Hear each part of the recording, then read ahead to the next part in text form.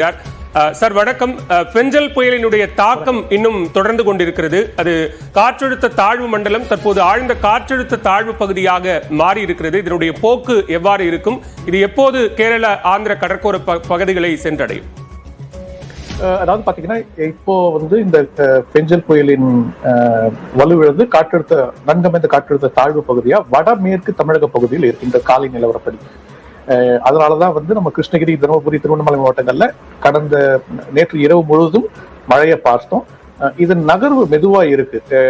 So அடுத்த ஒரு 24 மணி நேரம் ஆகும் இது தெற்கு கர்நாடக பகுதியை கடந்து அரபிக்கடல் பகுதியை அடைவதற்கு. ஸோ ஆனாலும் தெற்கு கர்நாடகா பகுதியை அடைந்ததுக்கு அப்புறம் பெரும்பாலும் மழை கர்நாடக உட்புற பகுதிகள் இருக்கும், கேரளால இருக்கும். மேற்கு தமிழக பகுதியில், அதாவது ஈரோடு மாவட்டத்தின் வடக்கு பகுதிகள் மற்றும் கோயம்புத்தூர் மாவட்டத்தின் வடக்கு பகுதிகள், நீலகிரி மாவட்டத்தில் நம்ம மழையை எதிர்பார்க்கலாம். வடமேற்கு உட்புற தமிழகத்துல நம்ம மழை கொஞ்சம் குறைவதை இனிமே பார்க்கலாம். ஏன்னா நம்ம இந்த புயலை பொறுத்த வரைக்கும் பெரும்பாலும் புயலின் மேற்கு பகுதியில மழையின் தாக்கம் அதிகமா இருந்திருக்கு. அதுதான் இப்பவும் இன்னைக்கும் தொடரக்கூடிய வாய்ப்பு இருக்குன்னு நினைக்கிறேன்.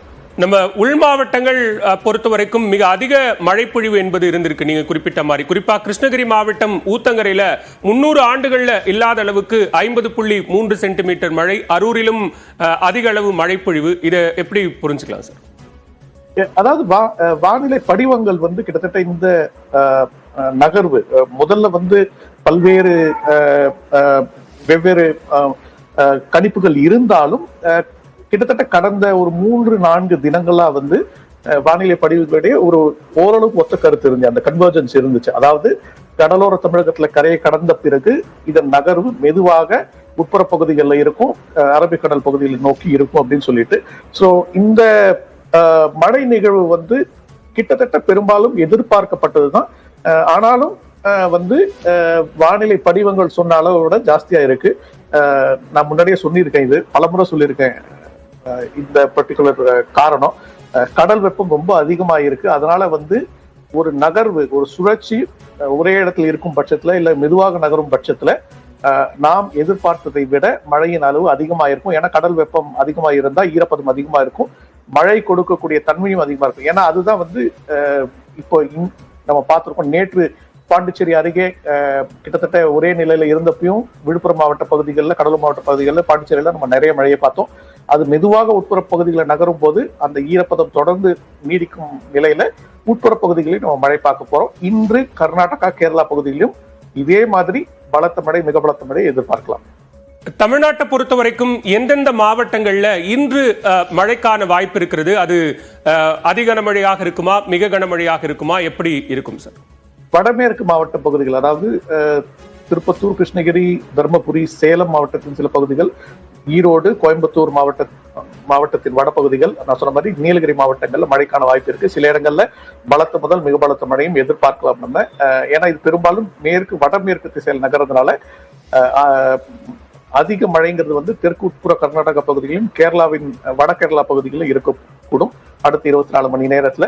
அதே மாதிரி காற்றின் ஈர்ப்பு காரணமா இந்த நன்கமைந்த காற்றழுத்த தாழ்வு பகுதி மேலும் உள்ள போக போக போக கிழக்கிலிருந்து வரக்கூடிய காற்றின் ஈர்ப்பு காரணமா கடலோர பகுதிகளில், அதாவது சென்னை முதல் டெல்டா வரையில் இருக்கக்கூடிய கடலோர பகுதிகளில் காற்றின் ஈர்ப்பு காரணமா சில இடங்கள்ல மிதமானது முதல் சற்றே பலத்த மழை நம்ம எதிர்பார்க்கலாம். இது பெரும்பாலும் மாலை இரவு நேரங்கள்ல, அதிகாலை நேரங்கள் இருக்கும். இன்னைக்கே சென்னையில பார்த்தோம், அதிகாலை நேரங்கள்ல அப்பப்போ கொஞ்சம் மழை இருந்தது. செங்கல்பட்டு மாவட்டத்துல சில இடங்கள்ல பலத்த மழையை நம்ம பார்த்தோம்.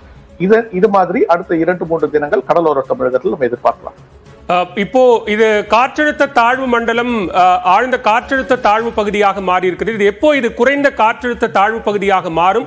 அது முழுவதுமாக வலுவிழக்கும் வரையிலும் மழை பொழிவை எதிர்பார்க்கலாமா?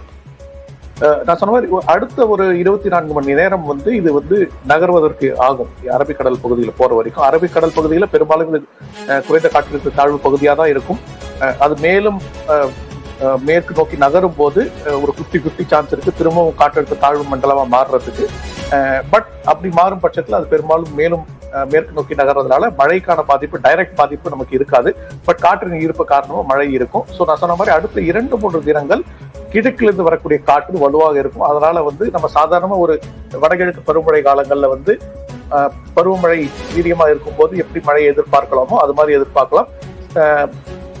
வடகிழக்கு பருவமழையை பொறுத்த வரைக்கும் சலனம் இருக்கும்போது மழை நிகழ்வுகள் மிகப்படுத்தப்படுகின்றன. பெஞ்சல் புயலை பொறுத்த வரைக்கும் அதுதான் நம்ம பார்த்தோம். பட் சாதாரணமா நமக்கு மழை பெய்யும் போது ஒரு 2 முதல் 5 சென்டிமீட்டர் வரை கடலோர தமிழகத்துல வலுவா இருக்கிறப்ப பார்க்கலாம். அது மாதிரி அடுத்த 2-3 தினங்கள் கடலோர பகுதிகளை நம்ம பார்க்கலாம். மிக்க நன்றி ஸ்ரீகாந்த். நேரலையில் பங்கேற்ற எங்களோட கருத்துக்களை பகிர்ந்து கொண்டு மிக்க நன்றி.